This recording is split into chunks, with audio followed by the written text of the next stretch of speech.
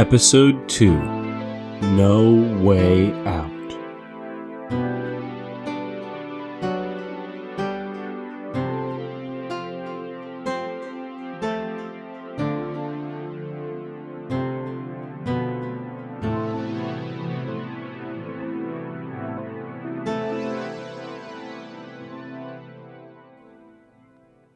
Points and power, playthings and placeholders, prying beneath that perfect perspective.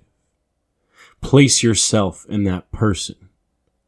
Practice makes purpose.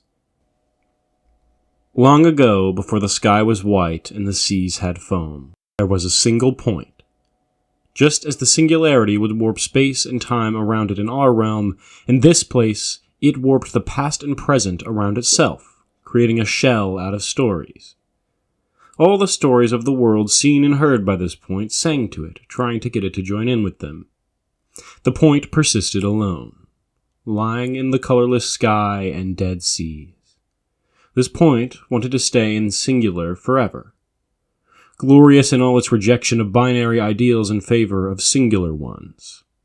Despite its closeness to all its creations, it laid worlds apart from them all, blocking out their singing. But as all things, the point eventually got bored with its singular existence, wanting to know what it was like to be one of these stories it had heard so much about.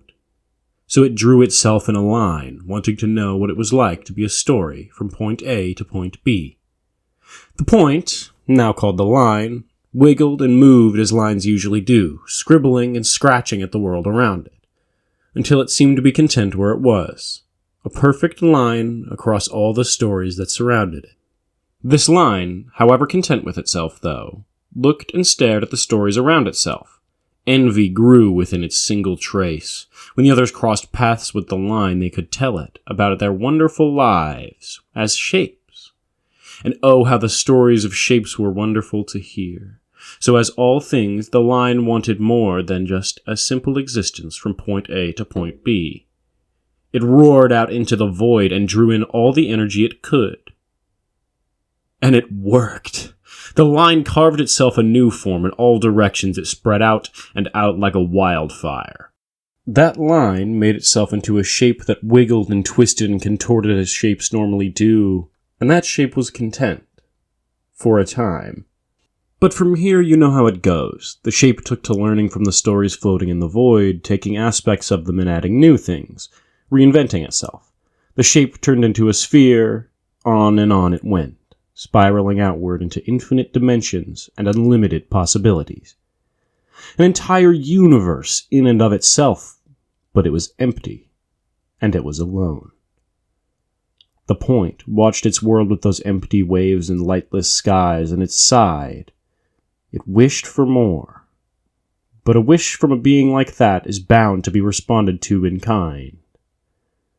So this point was ripped from its sanctuary and thrust into the multiverse.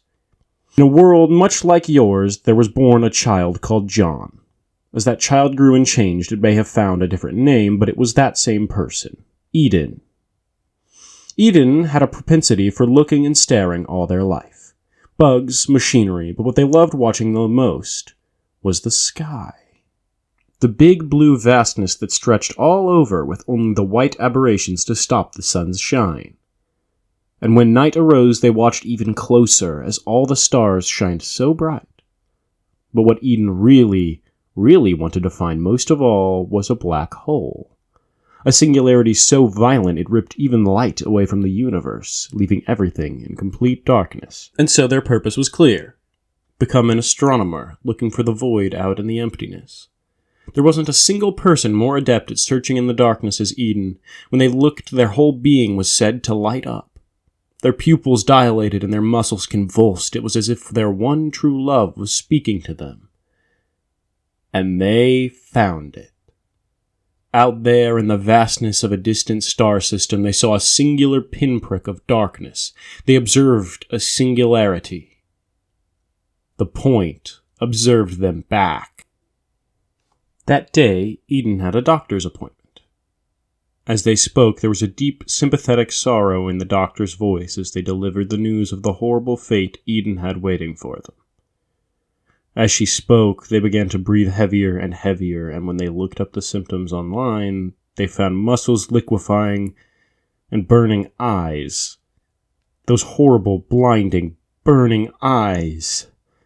They could feel the weight of their own eyes melting, moving, blinding. What scared Eden most of all wasn't dying. They could live with a lack of existence. It was the fact that their eyes were to be robbed of the ability to see. The ability to look. They sat, shock rippling through their body, and they began to cry. They hated crying almost more than anything, but they did. Weeping and covering their eyes, every camera was pointed inward at them. Each visitor only shot more panic into the poor, sick person. Their tears tasted warm, with hints of salt and iron burning their lips. Then they looked up into the sky and saw it through their bleary eyes, their one true friend, their one true love, a single point of black in the blue sky they once loved. Eden began to research and research, looking up and taking knowledge from every single person they could find. Traveling to universities, to companies, to even their own parents' house to say goodbye. As their muscles began to give out and their regal posture began to wilt, they gained knowledge. They knew that there was something to do with those symbols which began to crawl around their fingers in their journal that could save them. They knew that even the blood they coughed up into the pages would help catalyze their story. Eden wasn't crazy. They couldn't be. Their math was working. People called Eden crazy, telling them their heart had gone rotten and their walls had crazed writing on them, but Eden looked at their walls. And they found nothing there but blank space and rough paint. When one speaks the language of the universe so freely, it can observe you back.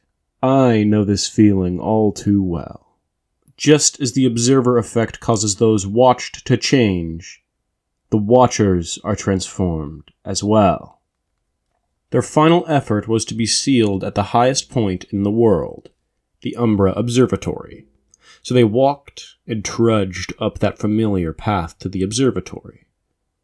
Once they got there, they began to write furiously, on a whiteboard, on their journal, and then on the glass of the telescope itself. And the point got closer and closer, until they both came crashing together, merging in a dance catalyzed by that horrid equation allowing gravity to come under the domain of the event horizon. Then they awoke. Eden didn't feel that mass of their body failing, weighing them down. They didn't feel crushed by their eyes. Each step was weightless. But all that was left in those clear oceans and white skies was them and the tree they used to sit under when they were a child.